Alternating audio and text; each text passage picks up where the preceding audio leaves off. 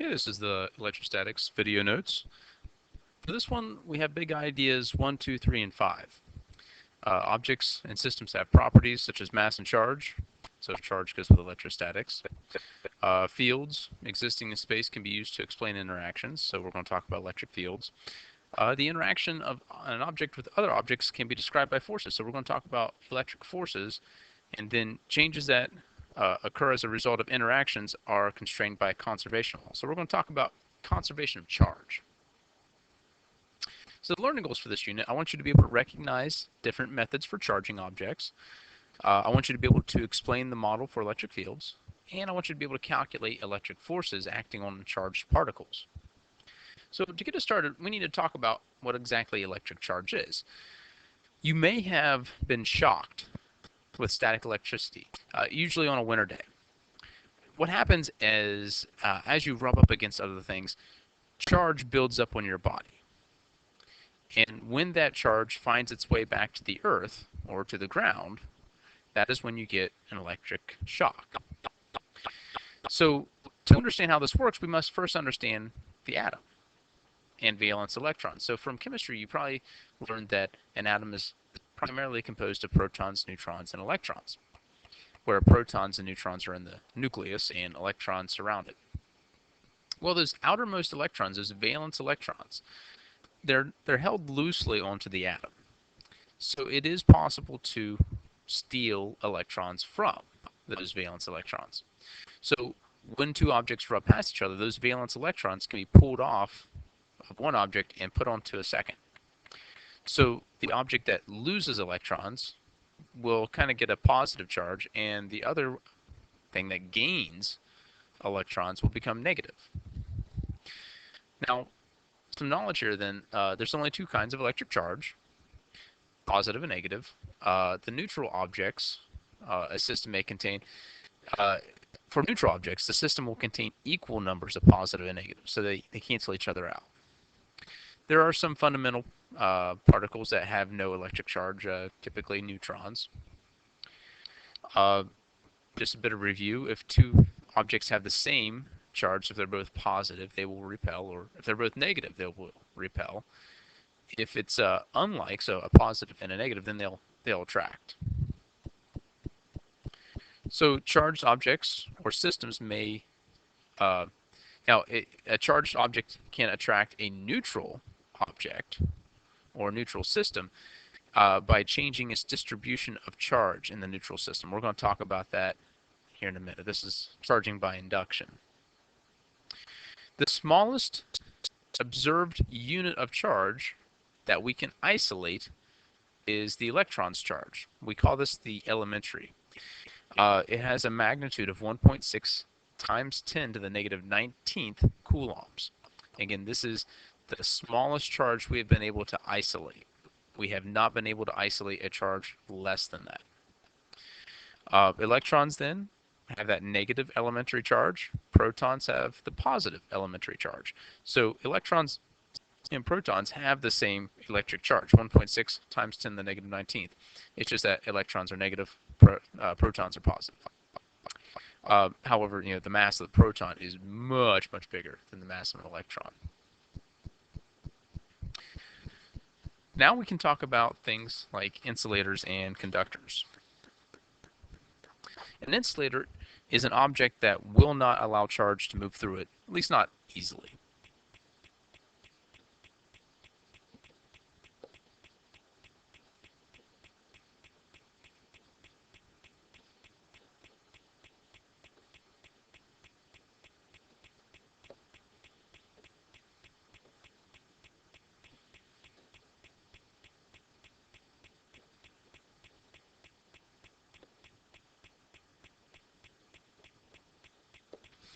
So some examples of this would be things like rubbers, glass, ceramics, wood. The best insulator is air, especially dry air. Conductors are on the opposite end of that. These are things that do allow charge to move through them easily.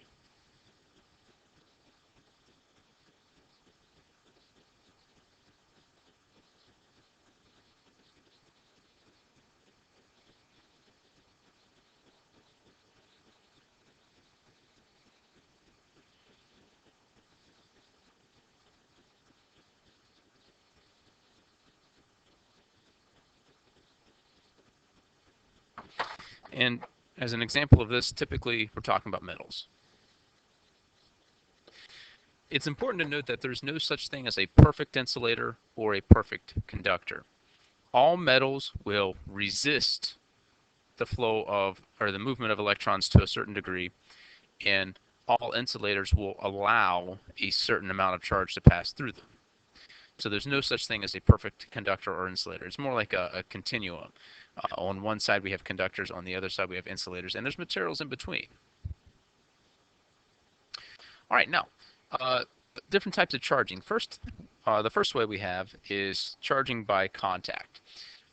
Basically, when you take two insulators and rub them together, the electrons are ripped off of one, put on the other. So the one that loses electrons becomes positive, the one that gains becomes negative. And since they're both insulators, the charges will stay on each object.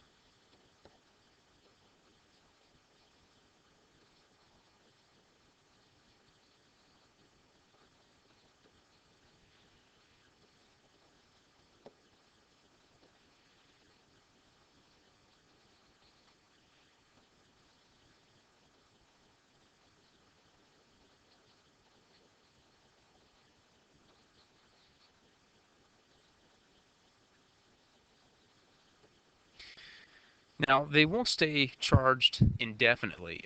There's a little bit of moisture in the air, and that allows the charges to kind of leak off of the objects. But for a short time, these objects, if they're both insulators, will trap their charges, and one will stay positive and the other will stay negative. Now, this is one reason why when your hair is dry, if you rub a plastic comb through it, the hair and the comb will be attracted to each other. The hair lost some electrons, so it becomes positive. The comb gained some electrons, and it became negative. The next type is charging by induction. And basically what we want to do is we want to push electrons around. So if I have something, let's say that this is a conductor, and here I have a charged insulator.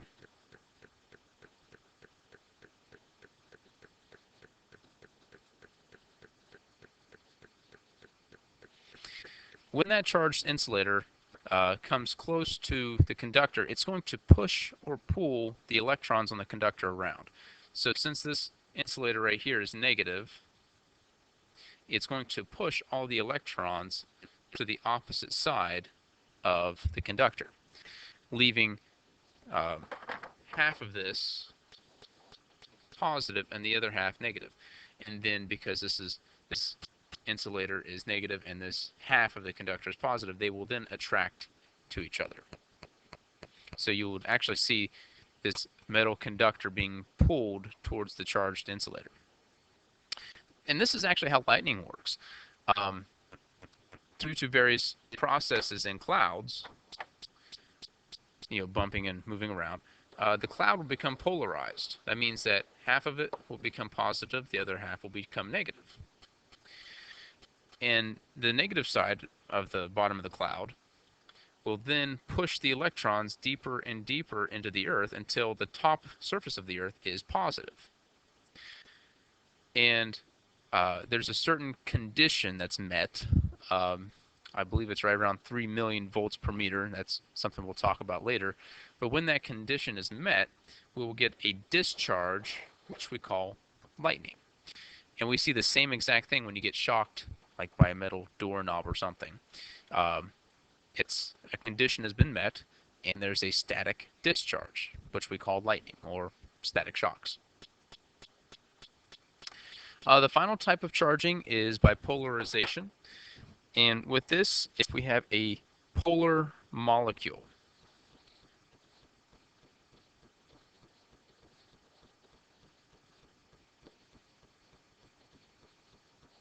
a polar molecule is one that is half positive, half negative. Water is that way because for water we got the large oxygen atom, and we got the smaller hydrogen atoms. The oxygen is greedy, so it takes all the electrons, leaving the hydrogen side positive. So when we bring a charged insulator next to some water, it'll flip the molecules around so that they are, you know, opposite charges, and then we'll see an attraction here.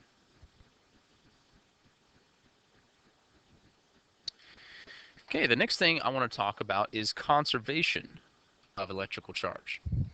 Now, for all systems, under all circumstances, energy, charge, linear momentum, and angular momentum will be conserved. Now, we've already talked about conservation of energy and conservation of momentum, so now we're going to talk about conservation of charge. Now, for an isolated or a closed system, those conserved quantities are constant. So if we think back to conservation of energy, like a roller coaster, that roller coaster, the carts and the track, that's all a closed system. There's nothing from the outside affecting that. During an open system is one that exchanges any conserved quantities with the surroundings. So going back to the roller coaster, if you get hit by a seagull, well, now the system's open. There's something from the outside that interfered with it. What's kind of cool is that the boundary between the system and its environment is something that you get to decide. So you can choose to include that seagull if you wanted to. So electric charge is conserved. That means that the net charge of a system is equal to the sum of all charges of all objects inside of that system. And then we have a couple other things here. We'll talk about these a little more in our circuits unit, but an electrical current is a movement of charges through a conductor, and a circuit is a closed loop of electrical current. So these are things that we'll talk about later. All right, so let's consider a situation here. We have two spherical conductors, one large, one small. And on the large conductor, which I'm calling A, I have placed negative 10 coulombs. So I've given this an excess of negative 10 coulombs worth of electrons. Next to it sits a smaller conductor that is initially neutral. I then take a thin wire and I attach them. So what will happen? Now we use the letter Q for charge. So would we see that the charge on A becoming larger than charge on B? I'm talking about the absolute value of this, so don't worry about positives or negatives. Would I see that the charge on A would equal the charge on B? Or would I see that the charge on A would be less than B? Now, this is actually more of a trick question. Most people would assume this would be the answer right here. They would say, hey, conservation of charge. So that means that the charges would have to move so that we have equal charge on A and equal charge on B. But the truth is, the actual answer is this one right here. The charge on A will still be charged larger than the charge on B. And the reason for that is because the surface area matters.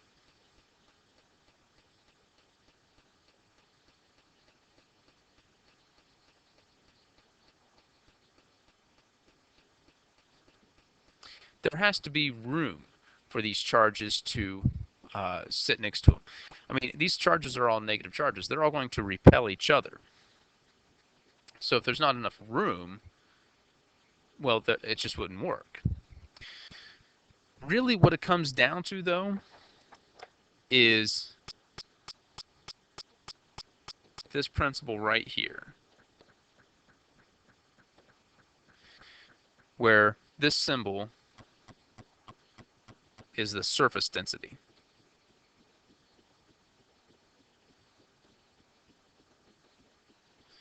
Which would equal charge per area.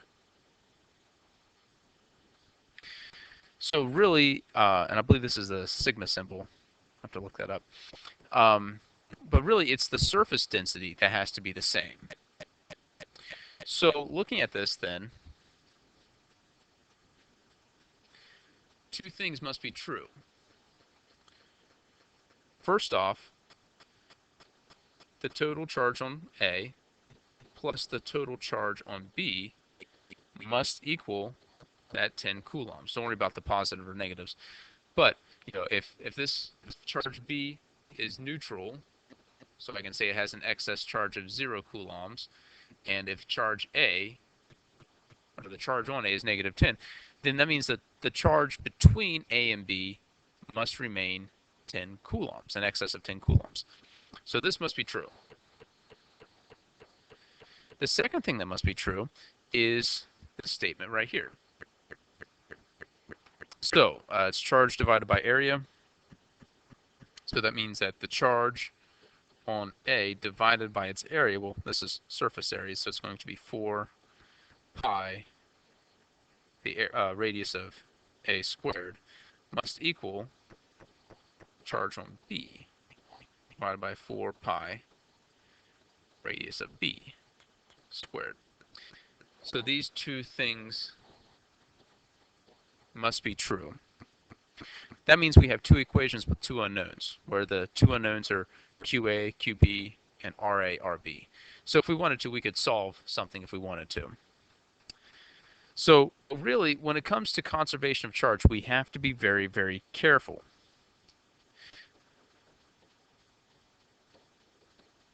It's more like the conservation of charge density and not simply charge.